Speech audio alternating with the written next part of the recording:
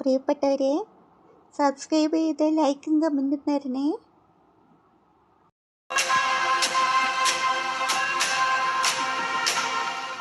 ഇങ്ങനെയൊക്കെ തെറ്റിദ്ധരിച്ചാലും ശരി, അച്ഛൻ എനിക്ക് എൻ്റെ അച്ഛനായിരുന്നു. വൈജയന്തി വാക്കുകൾ നഷ്ടപ്പെട്ട് നിൽക്കുമ്പോൾ അലീന മുത്തശ്ശിയുടെ മുറിയിലേക്ക് പോകുന്നു. മുത്തശ്ശി മുൻപ് കാണിച്ച ഇഷ്ടക്കേടുകൾ പറഞ്ഞ അലീനയോട് ക്ഷമ ചോദിക്കുന്നു. അലീന മുത്തശ്ശിയുടെ അനുഗ്രഹം വേണമെന്ന് പറഞ്ഞു. മുത്തശ്ശി അനുഗ്രഹിക്കുന്നു. അവർ സങ്കടം സഹിക്കാതെ അലീനയുടെ കൈപിടിച്ച് കരയുന്നു. അലീന അവരെ ആശ്വസിപ്പിച്ച് യാത്ര ചോദിച്ച് പുറത്തേക്ക് പോകുന്നു.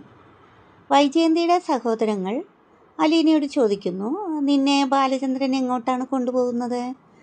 അലീന പറയുന്നു, കുളത്തൂപ്പുഴയ്ക്കാണെന്ന്. അവിടെ ബാലചന്ദ്രന് ആരാണുള്ളതെന്ന് അവർ ആലോചിക്കുന്നു. പക്ഷേ ഗംഗാധരൻ്റെ മുഖഭാവം കാണുമ്പോൾ എല്ലാം മനസ്സിലായ പോലെയാണ് നിൽക്കുന്നത്. അവൾ അമ്മാവന്മാരുടെ അനുഗ്രഹം ചോദിക്കുന്നു. അവരോട് യാത്ര ചോദിച്ച് മനുവിൻ്റെ കൂടെ ബാലചന്ദ്രൻ്റെ വീട്ടിലേക്ക് പോകുന്ന വഴിയിൽ അലീനയും മനുവും തമ്മിൽ സംസാരിക്കുന്നു. അലീന പറയുന്നു, ഞാനൊരിക്കലും മനുവേട്ടനെ മറക്കില്ല. എൻ്റെ മരണശേഷവും മനുവേട്ടൻ കൂടെ ഉണ്ടാകും എന്നുള്ള ആ ഒരു വിശ്വാസം അലീന കാണിക്കുന്നുണ്ട്. എന്നെ പറഞ്ഞെന്ന് പറ. പോയി നന്നായി വന്ന്.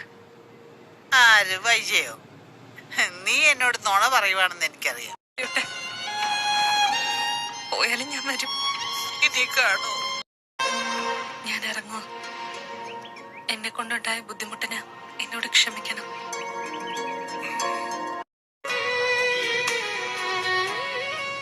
ഞാൻ എവിടെ പോയാലും എത്ര കാലം? എന്റെ മരണം വരെ. അതിനപ്പുറത്തോട്ട് ഒരു ലോകവും ജീവിതം ഉണ്ടെങ്കിൽ